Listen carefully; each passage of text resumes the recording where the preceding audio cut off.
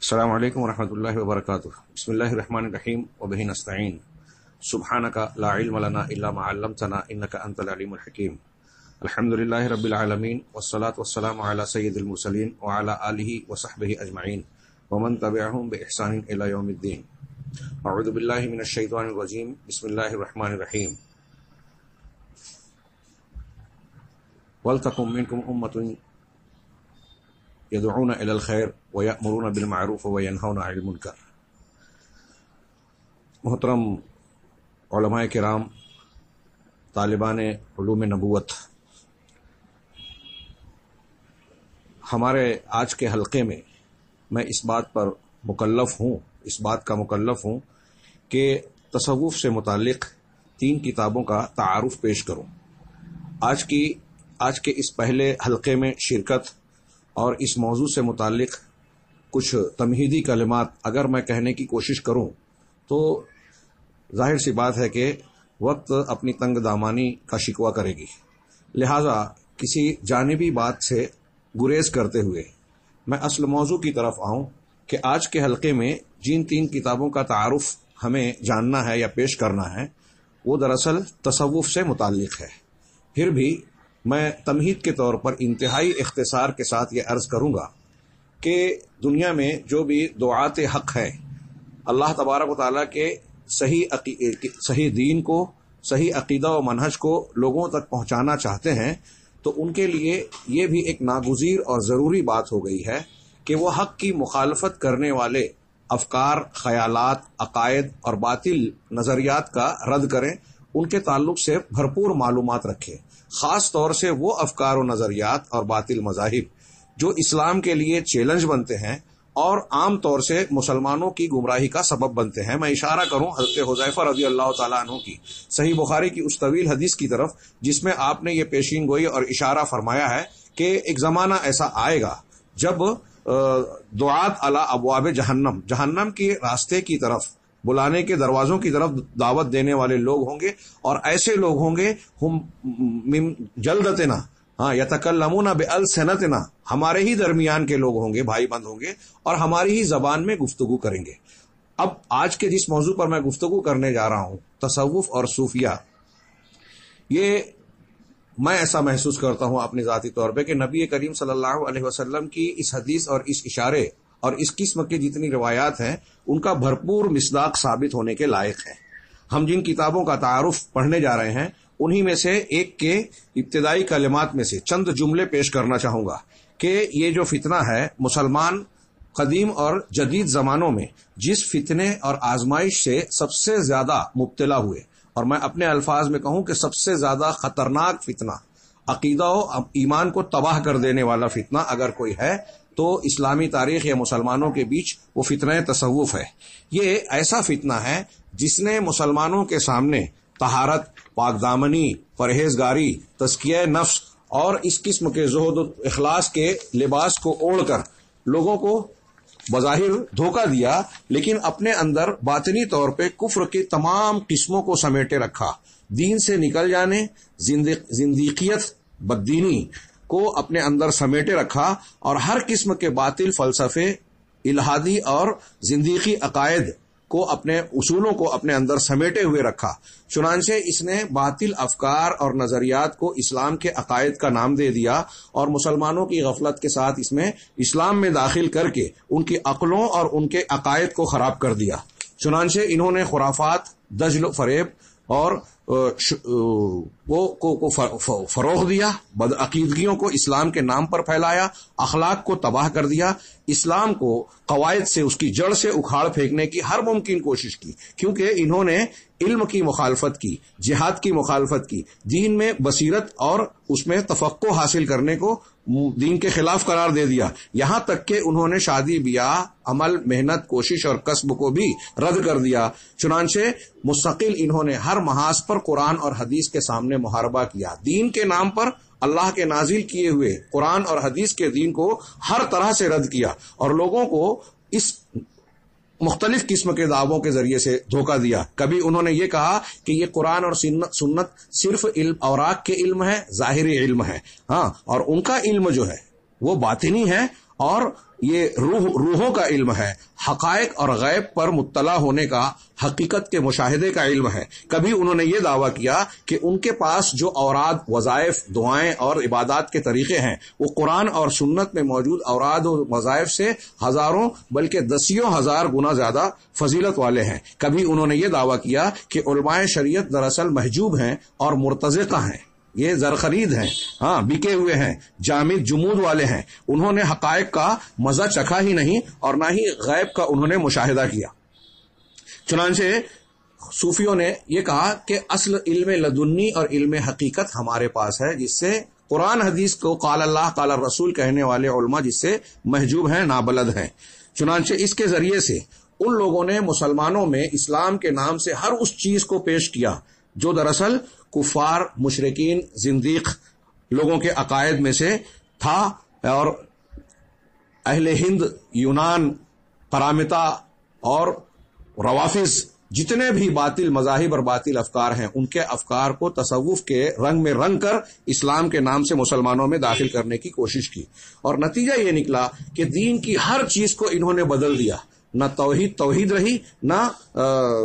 اتباع سنت اور رسالت کا مقام محفوظ رہا، اور نہ ہی کوئی خالق و مخلوق کا فرق۔ چنانچہ انہوں نے وحدت الوجود، حلول، غیب کے دعووں کے ساتھ میں توحید کو بالکل خالق اور مخلوق کا فرق مٹا دیا۔ ان کے نزدیک جنت و جہنم کے درمیان کوئی فرق نہیں۔ ان کے نزدیک ابلیس اور فرعون انبیاء کرام سے زیادہ فضیلت والے اور حقائق کو جاننے والے تھے۔ انہوں نے پوری شریعت کے معنی اور مفہوم کو پلٹ دیا۔ ہم مزید بات کریں تو تفصیل ہو جائے گی، اصل موضوع باقی رہ جائے گا۔ سب سے پہلے آئیے ہم جن 3 کتابوں کے تعارف اس سلسلے میں ضروری ہے کہ طالبان علوم اگر خاص طور سے عوامی حلقوں میں دین کی دعوت کا کام کرنا چاہتے ہیں تو انہیں ان افکار سے، خاص طور سے صوفیہ اور اہل تصوف کے اصل چہرے سے آشنا ہونا بہت ضروری ہے۔ اور میں یہ عرض کروں کہ آج دنیا میں شخصیت پرستی، دین سے انحراف اور اہل سنت کے اندر روافظ کے جو نتائج افکار نظر آتے ہیں، شرک اور بدعت کے جو مظاہر نظر آتے ہیں، ان میں بہت بڑا اثر اور دخل اہل تصوف کا ہے، صوفی افکار کا ہے۔ آئیے بحیثیت داعی اور طالب علم کے ہم اس کا مطالعہ کریں۔ اہل تصوف کے ان حقائق کو بے نقاب کرنے کے لیے بہت ساری کتابیں لکھی گئی، ان میں سے ہم نے 3 کا انتخاب کیا ہے۔ اور میں یہ عرض کرنا چاہوں گا کہ ہندوستان، پاکستان کے خاص طور سے طلباء، علماء اور دعات کو تصوف کا بھرپور ادراک رکھنا انتہائی لازمی اور ضروری ہے، کیونکہ ہمارے ہاں آپ حیرت ایک بات میں بیان کرنا چاہتا ہوں کہ جن بڑے بڑے لوگوں کے نام ہمارے ہاں لیے جاتے ہیں ہندوستان، پاکستان کی تاریخ میں، وہی علماء بڑے ہوئے جو تصوف سے وابستہ ہوئے۔ بلکہ ایک حیرت انگیز بات اور افسوس کا بھی پہلو نظر آتا ہے کہ بعض مرتبہ ہمارے سابق علماء اہل حدیث بھی ماحول کے زیر اثر، دباؤ میں، مصلحتوں کے تحت، دعوتی مصلحتوں کے تحت اہل تصوف اور صوفیہ کی تعریف کرنے پر کہیں کہیں مجبور ہوئے، اور ہمیں ان کے اثرات بعض سابق علماء اہل حدیث جن کا منہج بالکل درست تھا لیکن فکری طور سے یا تحریروں اور تقریروں میں اہل تصوف کے اثرات نظر آتے ہیں۔ یہ میں اس لیے اشارہ کر رہا ہوں کہ ہندوستان، پاکستان کا ماحول بطور خاص اور دیگر وہ امور جہاں تقلیدی اور تصوف کے ماحول کا دورہ ہے، وہاں اس کے اثرات اتنے گہرے ہیں جس سے یہ معلوم ہوتا ہے کہ تصوف کا اصل چہرہ جو انتہائی گھناؤنا ہے وہ لوگوں کے سامنے حقیقت میں پیش نہیں کیا جا سکا اس طریقے سے جیسے اسے پیش کرنے کا حق ہے۔ میرا دعویٰ ہے اور اہل علم کبار علماء کے یہ بیانات ہے کہ اگر کوئی شخص صوفیوں کے صحیح عقائد اور افکار کو خود ان کی امہات الکتب سے جانے، جو غالی صوفیہ ہے ان سے ہٹ کر جو غالی نہیں کہلاتے، ان کے بھی عقائد و افکار کا جائزہ لے تو قرآن و حدیث کو سامنے رکھنے کے بعد وہ یہ سوچنے پر مجبور ہوگا کہ کیا کوئی ایسا دین اور مذہب جو اسلام کے نام پر پروان چڑھ رہا ہے یا اسلام کے نام سے پیش کیا جا رہا ہے، اس میں ایسے عقائد اور ایسے افکار کی گنجائش ہو سکتی ہے کیا؟ انتہائی گھناؤنے عقائد، اور ایسا جو توحید اور دین کی بنیادوں کو جڑ سے اکھاڑ کر پھینک دے، ایسے عقائد کو اسلام کا نام دیا۔ بس الفاظ دیگر ہم یہ کہہ سکتے ہیں کہ اسلام دشمنی کی باتوں کو اسلام کے نام پر پیش کرنے کا نام تصوف ہے۔ چنانچہ آئیے ہم کتابوں کی طرف رجوع کریں۔ سب سے پہلے میں نہ چاہتے ہوئے بھی شیخ عبد الرحمن عبد الخالق کویت کے مشہور عالم، جن کی شخصیت سلفی حلقوں میں متنازع ہے، اور اس وجہ سے کہ ان کے ساتھ اخوانیت کے تعلق کا الزام ہے۔ اگرچہ یہ شیخ البانی رحمہ اللہ جیسے لوگوں کے استاد ہیں، لیکن علامہ البانی اور ان کے درمیان مکالمہ اور ایک دوسرے سے کے خلاف مضمون لکھنے کا مختلف پرچوں میں شائع ہو چکے ہیں۔ ان کی شخصیت اور ان کی فکر سے ہمیں کچھ اختلاف ہو سکتا ہے، اگرچہ یہ اپنے آپ کو سلفی کہتے ہیں، لیکن ان کی یہ کتاب جس کا ہم تعارف کرنے جا رہے ہیں، یہ انتہائی مفید اور تصوف کے موضوع سے متعلق بڑی جامع کتاب ہے۔ ہاں، میں ہر طالب علم کے بارے میں چاہوں گا جو تصوف کے بارے میں معلومات حاصل کرنا چاہتا ہے، وہ اس کتاب کا مطالعہ ضرور کرے۔ کتاب کا نام ہے الفکر الصوفی فی ضوء الکتاب والسنہ، شیخ عبد الرحمن عبد الخالق کی کتاب ہے، اور میرے سامنے یہ جو اس کا نسخہ ہے، یہ اس کا تیسرا ایڈیشن ہے۔ تیسرا ایڈیشن جو جمعیت احیاء التراث الاسلامی کے مشروع طالب علم کے تحت چھاپی گئی، مکتبہ دارالسلام اور مطبع میں اور دارالفیحاء کا نام ہے، دو مکتبوں کا اس پر نام ہے۔ احیاء التراث الاسلامی کویت کی جانب سے اسے مشروع طالب علم میں شامل کیا گیا اور علماء میں تقسیم کیا گیا ہے۔ یہ کتاب ضخیم ہے، فہرست کتب اور ساری چیزیں ملا کر تقریباً 750 صفحات پر مشتمل ہے۔ 1994 کی یہ پہلی طبع ہے جو اس معاملے میں اس شکل میں شائع ہوئی، ورنہ مقدمے میں خود شیخ عبد الرحمن عبد الخالق کہتے ہیں کہ اس کتاب کی اصل اور مختصر حیثیت 1975 میں نے تیار کی، پھر اس میں اضافہ اور مزید اضافہ، ترتیب اور بہت ساری چیزوں کی اصلاح اور حوالوں کا موضوعات کا اضافہ کیا جاتا رہا۔ تیسرے ایڈیشن میں مزید اضافہ کیا گیا پہلے دو ایڈیشنوں کے مقابلے میں، یہاں تک کہ یہ 1994 میں جب شائع ہوئی تو یہ مکمل کتاب کی حیثیت اختیار کر گئی، اور خود تیسرے ایڈیشن میں خود صاحب کتاب کہتے ہیں کہ یہ ایک تصوف کے موضوع پر انسائکلوپیڈیا کی حیثیت اختیار کر گئی ہے کہ لوگ اس کی جانب رجوع کرتے ہیں، صوفیہ کے عقائد، شرائع، ان کے جو طرق اور سلسلے ہیں، ان کے ماننے والوں کے نزدیک جو اس کے متعلقہ امور، آداب اور اس سے متعلقہ دین کے آداب اور اصول بیان کیے گئے ہیں، تقریباً وہ ساری چیزیں اس میں بڑے اچھے انداز میں سمٹی ہوئی ہیں۔ شیخ کہ اس کتاب کا تعارف کرنے کے لیے اس سے پہلے میں کہوں کہ چونکہ یہ ضخیم کتاب تھی، خود انہوں نے اس بات کو محسوس کیا کہ یہ کتاب بڑی ضخیم ہے اور سارے لوگ اس سے استفادہ نہیں کر سکتے، اس لیے انہوں نے اس کی بہت ہی اختصار اور تلخیص کے ساتھ انہوں نے ایک کتابچہ تیار کیا فضائح الصوفیہ کے نام سے، فضائح الصوفیہ، اور یہ تقریباً 60 سے 2-3 صفحات کم ہے پر مشتمل ہے، اور اس میں اپنی اس کتاب کا خلاصہ پیش کیا۔ مقدمے میں انہوں نے جہاں چند باتیں جو میں نے عرض کی ان حقائق کو قدر تفصیل سے بیان کیا، ساتھ ہی یہ بھی بیان کیا کہ عالم اسلام میں، تاریخ اسلام میں آپ مسلمانوں کی شکست اور پسماندگی کو، دشمنوں کے مقابلے میں ان کے پچھڑنے کو جو دیکھیں گے تو اس میں ایک بہت بڑا عنصر اہل تصوف کی سرگرمیاں ہیں، ان کی فکر کی ترویج ہے۔ یہ مسلمانوں کی ذلت و خواری کا ایک بہت بڑا سبب صوفی اور تصوف بنا ہے۔ اسی طریقے سے ایک دعویٰ انہوں نے یہ کیا کہ تصوف ایک پل ہے، ذریعہ ہے جو غیر اسلامی زندیقی الہادی افکار کو مسلمانوں کے اندر شامل کرنے کا ایک راستہ اور ذریعہ بنا۔ ہاں، باطنی افکار اہل رفض و تشیع نے مسلمانوں کے معاملات کو خراب کرنے کے لیے جو کچھ سازشیں رچی، ان سازشوں کو بروئے کار لانے کا آلہ اور ذریعہ، بہت بڑا ذریعہ تاریخ اسلام میں تصوف بنتا رہا ہے اور آج بھی بنا ہوا ہے۔ آئیے ہم اس کتاب کے تعارف میں خود انہوں نے مقدمے میں مجھے مناسب لگا کہ جو منہج کے طور پر جن امور کا تذکرہ کیا ہے کہ یہ کتاب کن امور پر مشتمل ہے، میں صرف اسے پیش کر دوں تو آپ کے نزدیک، آپ کے سامنے ایک تصویر بن جائے گی کہ اس کتاب کے مشتملات کیا ہیں، اگرچہ کہ یہ بہت مختصر ہے۔ چنانچہ انہوں نے خود بیان کیا کہ یہ کتاب 6 ابواب پر مشتمل ہے۔ ہاں، پہلا باب جو ہے وہ قرآن اور حدیث کے عقیدے جو قرآن و حدیث میں پھیلا ہوا ہے اس کو بیان کرتا ہے، اور یہ بیان کرتا ہے کہ عقائد کے اعتبار سے، دین کی بنیاد کے اعتبار سے اللہ تبارک و تعالیٰ کے یہاں مقبول عقیدہ اور دین اصل وہی ہے جو قرآن اور حدیث سے ثابت ہے، شریعت وہی ہے جو قرآن و حدیث سے ماخوذ ہو، شریعت قرآن و حدیث کے مخالفت کرنے والی کوئی بھی چیز دین اسلام اور اسلام کے نام پر کتنا بھی پیش کی جائے وہ حقیقی اسلام نہیں ہو سکتا۔ مطلب یہ کہ دین کا ماخذ عقائد ہو، احکام ہو، قرآن اور سنت ہے، جبکہ اس کے برخلاف صوفیہ کا جو طریقہ ہے ان کی کوشش پوری کی پوری یہ ہے کہ قرآن اور حدیث کو ہدم کر دیں۔ چنانچہ تصوف سب سے پہلی جو کوشش کرتا ہے وہ یہ کہ ان دونوں بنیادوں کو ڈھا دے قرآن حدیث کو، اور اس بنیاد پر توحید کو پامال کر دیں، توحید عمل کو بھی ختم کر دیں۔ چنانچہ صوفیہ کے نزدیک دنیا میں جتنے لوگوں کا جو بھی عقیدہ ہے وہ سب کے سب، وہ مومنین ہوں، کفار ہوں، زندیق ہوں، فلاسفہ ہوں، چاہے جس مذہب اور ملت کے ماننے والے ہوں، اہل تصوف کے نزدیک سب حق پر ہیں، سب ایک ہیں۔ ہمارے ہاں بہت سارے غیر مسلمین یہ کہتے ہیں کہ سارے مذاہب سچے ہیں۔ حقیقت میں صوفیہ بھی اسی فکر کے حامل اور مبلغ ہیں۔ چنانچہ ہر وہ عمل اور شریعت جو کسی بھی دین کے نام سے کیا جائے ان کے صوفیوں کے نزدیک وہ حق ہے، جبکہ اسلام اس کے برخلاف ہے۔ یہاں انہوں نے اور بھی کچھ تفصیل بیان کی، میں اسے چھوڑتا ہوں کہ اسلام اس بات کو بہت واضح طور پر اعلان کرتا ہے کہ اللہ کے یہاں صرف اسلام ہی مقبول ہے، اس کے علاوہ کوئی دین اللہ کے یہاں مقبول نہیں ہوگا۔ جو دوسرا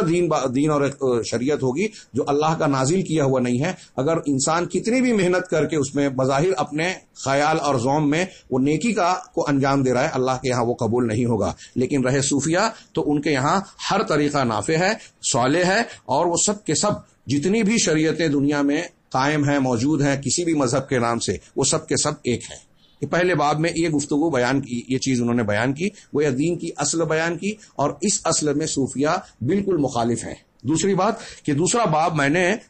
تصوف کی تاریخ کے لیے مخصوص کیا ہے۔ شیخ عبد الرحمن کہتے ہیں کہ کس طرح سے تصوف کا آغاز ہوا، کیسے پھیلا، اور وہ کون سے مراحل تھے آج تک، ہمارے آج کے دن تک کن کن مراحل سے یہ اہل تصوف گزرے ہیں یا صوفیت کی تاریخ گزری ہے، اور عقائد اور شرائع میں کو متاثر کرنے میں صوفی فکر کے کتنے اثرات رہے ہیں۔ تیسرا باب کہہ رہے ہیں کہ یہ تمام ابواب میں سب سے زیادہ وسیع ہے، جو 13 فصول پر مشتمل ہے، جس میں ان تمام فصول میں صوفیوں کے عقیدے پر بحث کی گئی ہے کہ کیسے یہ عقیدے شروع ہوئے اور کس طرح انہوں نے ترقی کی۔ میں یہ بھی تذکرہ کر دوں یہاں مقدمہ میں جو انہوں نے ذکر کیا کہ صوفیت کی فکر جو ہے 2 صدی ہجری کے نصف میں آغاز پائی، اور 3 صدی کے اخیر تک اس میں گویا یہ اپنی چوٹی کو اور انتہا کو پہنچی، اور پھر دیکھتے ہی دیکھتے دنیا میں پھیلتی چلی گئی۔ تو یہاں انہوں نے اس فصل میں اس کا ذکر کیا کہ کس طریقے سے یہ اپنی انتہا اور اعلیٰ غایت کو پہنچی، جیسے وحدت الوجود کا قول کہ کائنات میں سب کچھ اللہ ہی اللہ ہے، اسی طرح تمام عقائد کا ایک ہونا، تمام ادیان کا ایک ہونا، اور ہر متناقض کو، 2 متناقض اور ازداد کو انہوں نے ایک ہی حقیقت بنا دیا، جیسے اللہ تبارک و تعالیٰ کی ذات اور اس کے علاوہ جو ہیں سب ایک ہی ہیں، جنت اور جہنم ایک ہی ہے، متناقض چیزوں کے ایک۔ پھر اس کے بعد کہتے ہیں کہ اس کے بعد ہم نے صوفیوں کے نہائی عقیدے کا تذکرہ کیا اور اس کو قدر تفصیل سے بیان کیا، جس کو وہ حقیقت محمدیہ کے نام سے بیان کرتے ہیں، اور اس سے ان کی مراد یہ ہے کہ رسول اللہ صلی اللہ علیہ وسلم کی ذات سب کائنات کی سب سے پہلی موجود ہے۔ اس سلسلے میں بہت ساری جھوٹی حدیثیں بنا کر صوفیوں نے لوگوں میں مشہور کی۔ آج ہمارے یہاں قبر پرست سنی کہلانے والے لوگ، بہت سارے دیوبندی حضرات،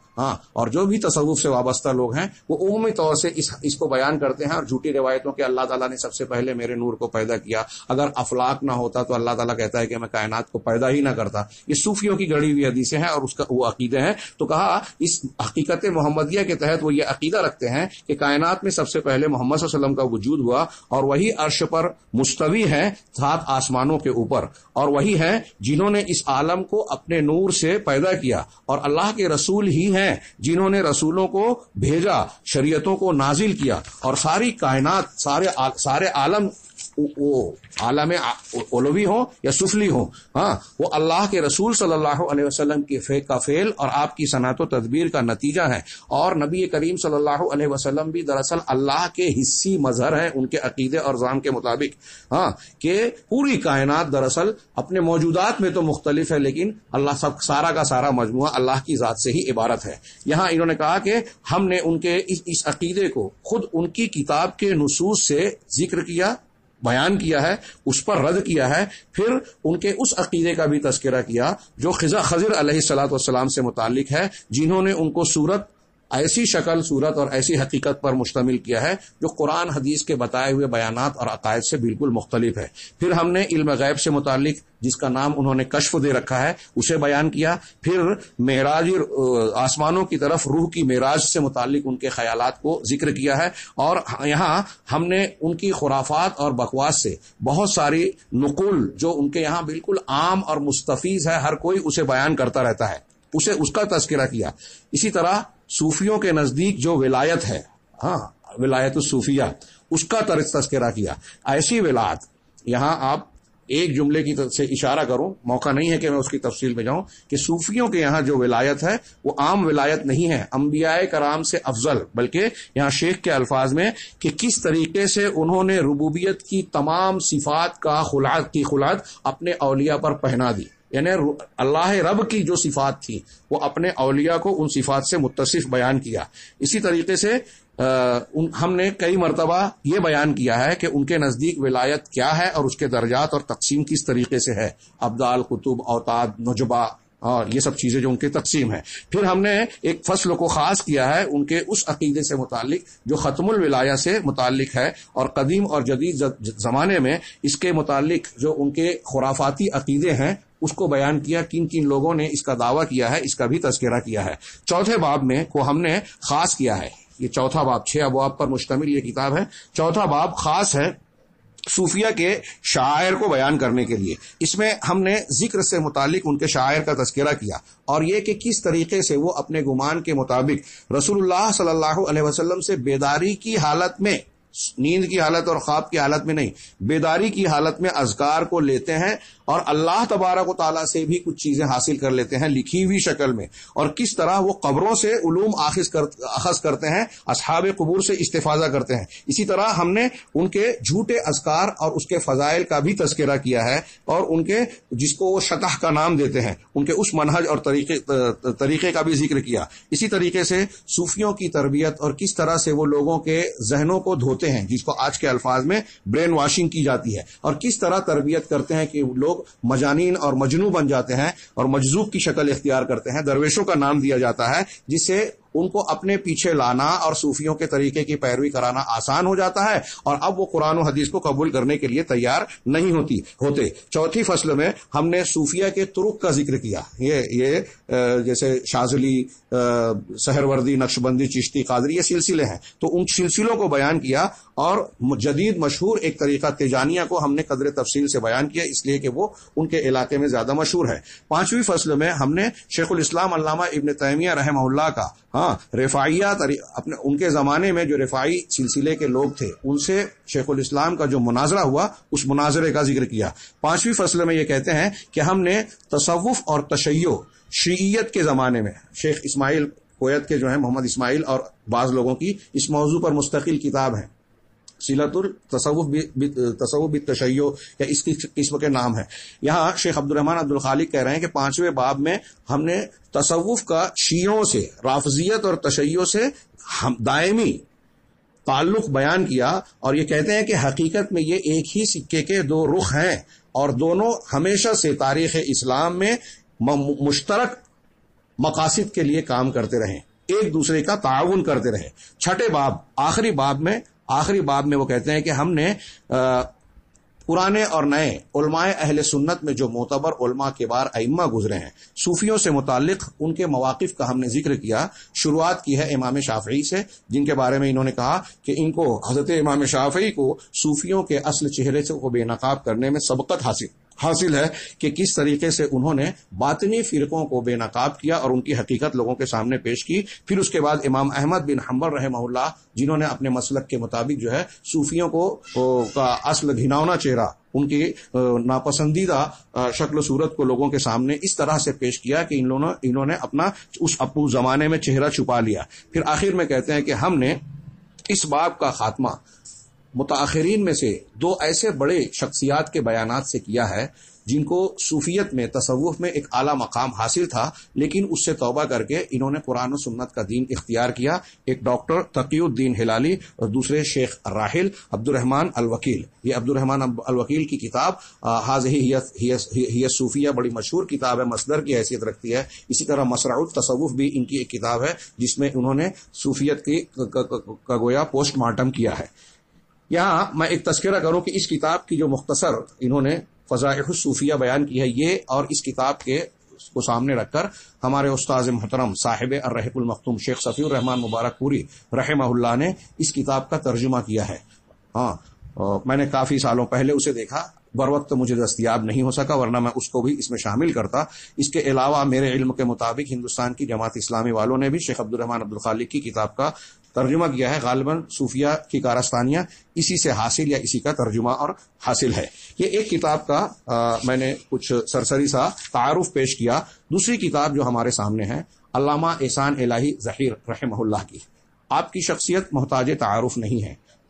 آپ نے باطل فرقوں اور افکار کے رد کے سلسلے میں اسلامی مکتبے یعنی لائبریری میں ایک قابل قدر اضافہ فرمایا ہے، اور اپنا ایک حق ادا کیا ہے جو اہل حق طائفہ منصورہ کا فریضہ ہے کہ قرآن و سنت کو عام کریں اور اس کے مخالفین کا رد کریں. علامہ احسان الہی ظہیر رحمہ اللہ نے متعدد کتابیں لکھی اہل باطل اور بدعات کو رد کرتے ہوئے. البریلویہ، الاسماعیلیہ، بہرا اور آغا خانیہ لکھ رہے تھے، پتہ نہیں مکمل ہوئی کہ نہیں ہوئی. قادیانیت پر آپ کی 1 سے زائد کتاب ہے. شیعت اور رافضیت پر کم سے کم 5 کتابیں ہیں، اور کئی زبانوں میں. کسی کو آپ نے پہلے عربی میں لکھا، بعد میں اردو اور فارسی انگریزی تراجم ہوئے، اور مختلف کتابیں مختلف زمانوں میں آپ نے لکھی. سب سے اخیر میں آپ نے شہادت سے پہلے کہتے ہیں کہ چند گھنٹوں پہلے اس کتاب کو مکمل کیا، وہ ہے یہ کتاب دراسات فی التصوف. دراسات فی التصوف جو نسخہ میں پیش کر رہا ہوں بتا رہا ہوں، یہ قاہرہ سے طبع ہوا ہے. پہلا دارالامام المجدد للنشر والتوزیع 2005 میں. ہو سکتا ہے کہ اور بھی مکاتب سے یہ شائع ہوا ہو. اس کتاب میں یہ کتاب جو ہے 350 صفحات پر تقریباً 350 صفحات پر مشتمل ہے. اور حقیقت میں یہ کتاب خود علامہ احسان الہی ظہیر کے بیان کے مطابق یہ دوسرا حصہ ہے. اس کا پہلا حصہ التصوف المنشأ والمصادر کہلا سکتا ہے. ہمارے سامنے اس کا یہ دوسرے حصے کی حیثیت سے ہے. ان 2 حصوں میں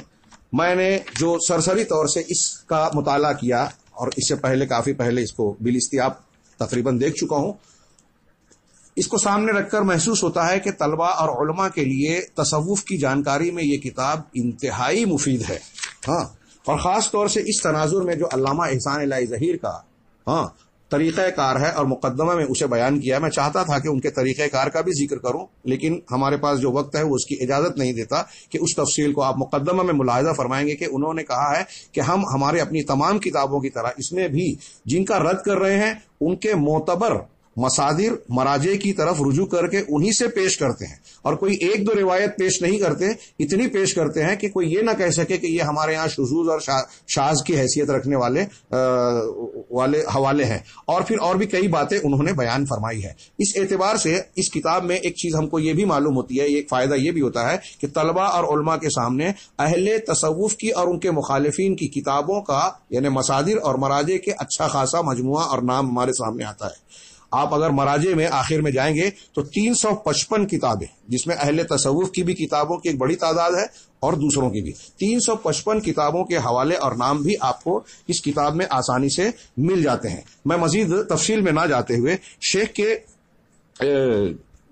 نے خود جو تعارف کرایا ہے کہ 6 ابواب میں انہوں نے کیا کیا بیان کیا ہے، اس کا تذکرہ کر دوں کہ پہلا باب کہ التطرف من لوازم التصوف، پہلا عنوان انہوں نے قائم کیا کہ تطرف یعنی انتہا پسندی یہ تصوف کے لوازم میں سے ہے. شدت اختیار کرنا عبادات میں، اعمال میں، عقائد میں، جبکہ اللہ کے نبی صلی اللہ علیہ وسلم نے جو دین پیش کیا وہ معتدل دین ہے، امت وسط دین ہے، اعتدال والا، اور اس میں ان الدین یسر یسروا ولا تعسروا کی تعلیم موجود ہے۔ صوفیہ نے اس کے برخلاف بالکل اسلام کی اس تعلیم کو الٹ دیا اور ہر معاملے میں انہوں نے غلو اور انتہا پسندی کو اختیار کیا، جبکہ اللہ کہتا ہے لا یکلف اللہ نفسا الا وسعها۔ علامہ احسان علیہ ظہیر کہتے ہیں کہ اس باب میں ہم نے یہ بتایا کہ اس قوم نے دین کے اس بنیاد کو بالکل الٹ دیا اور اس کو تبدیل کر دیا۔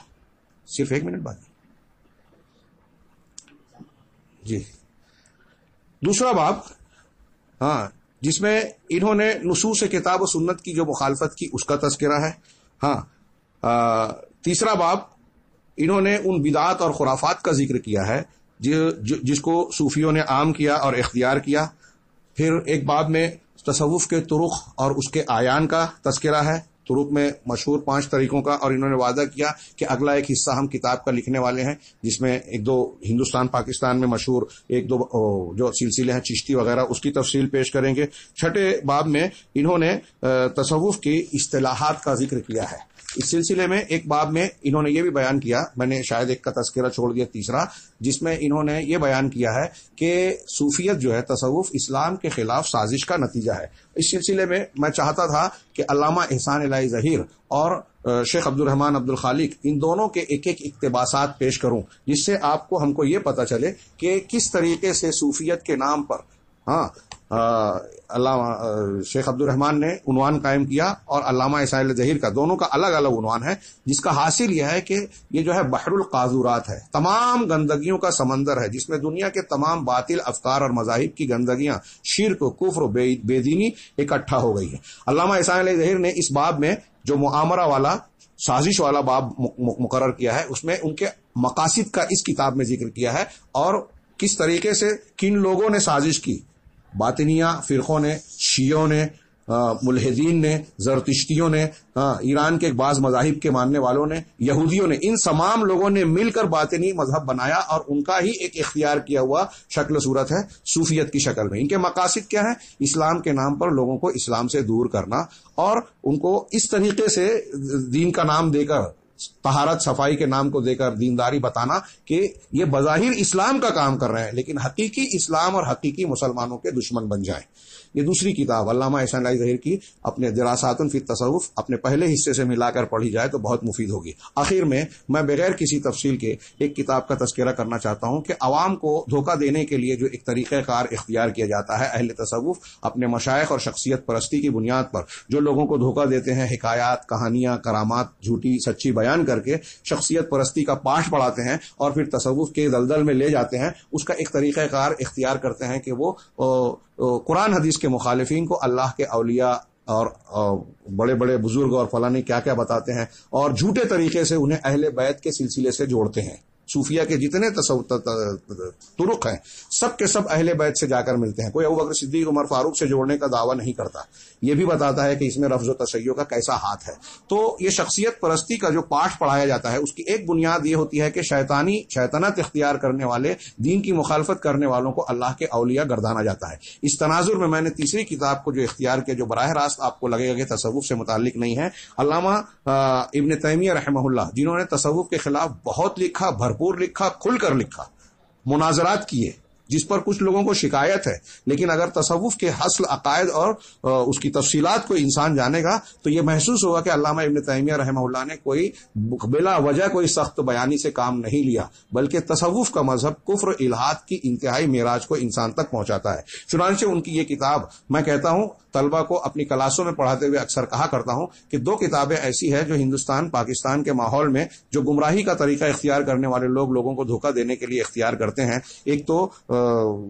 اس کے تناظر میں 2 کتابیں رکھنا چاہیے، ایک تلبیس ابلیس عبد الرحمن بن جوزی کے اور دوسری کتاب یہ الفرقان بین اولیاء الرحمن و اولیاء الشیطان، یعنی رحمان کے اولیاء اور شیاطین کے اولیاء کے درمیان فرق کرنے والی چیز، کون جادوگر ٹونا ٹوٹکا کرنے والا جھوٹا دعوے دار ہے اور کون حقیقی طور سے اللہ اللہ کا بندہ اور اللہ کا دوست اور ولی ہے، یہ فرق جاننا اس کا بہت ضروری ہے۔ اگر اس فرق کو لوگ جانیں گے تو میرا دعویٰ ہے کہ اہل تصوف کے جھوٹ فریب اور ان کے دجل سے، دھوکہ کھانے سے انشاءاللہ محفوظ رہیں گے اور بچ جائیں گے۔ یہ کتاب عقائد کو میں ہمارے ہاں اردو زبان میں اس کا کم سے کم 3 ترجمے ہیں۔ ایک ہمارے دوست شیخ انصار زبیر محمدی حفظہ اللہ، دوسرے یہ ابو المکرم عبد الجلیل صاحب حفظہ اللہ، ان کی 2 کتابیں ہمارے سامنے ہیں۔ ایک تیسرا بھی ہے، میرا خیال ہے پرانا ترجمہ ہے۔ میں چاہوں گا کہ اس کتاب سے طلباء اور علماء ضرور استفادہ کریں۔ یہ کتابیں ہر طالب علم کے گھر میں ہونی چاہیے۔ اللہ تبارک و تعالیٰ سے دعا ہے کہ وہ ہمیں دین حق کو صحیح شکل میں جاننے سمجھنے کی توفیق عطا فرمائے، اور جو گمراہیاں ہمیں دھوکہ دینے کے لیے دین اور لباس اوڑھ کر پہن کر آتی ہے، نہ صرف یہ کہ ہمیں خود ان سے آگاہ اور متنبہ رہنے کی توفیق دے، ان کا ادراک عطا فرمائے، بلکہ ہمیں اس بات کی توفیق دے کہ آج بہت سارے سادہ لوح مسلمان جو اس قسم کے خوشنما دعووں اور ظاہری شکل و صورت سے دھوکہ کھا رہے ہیں، ان تک ہم یہ بات پہنچا سکیں۔ یہ ہمارا آپ کا طلبہ اور علماء کا اولین فریضہ ہے کہ ہم تصوف کے اصل چہرے کو لوگوں کے سامنے کھول کر بیان کریں۔ ہو سکتا ہے شروع میں مخالفت ہو، لیکن مخالفتیں ہی ہمارا امتحان ہے اور ہمارے اللہ کے یہاں قبولیت اور درجہ بندی کو متعین کرتی ہے کہ ہم کس درجے کے ایمان والے ہیں۔ اللہ تبارک و تعالی ہمیں خیر کی توفیق عطا فرمائے۔ وآخر دعوانا ان الحمد للہ رب العالمین۔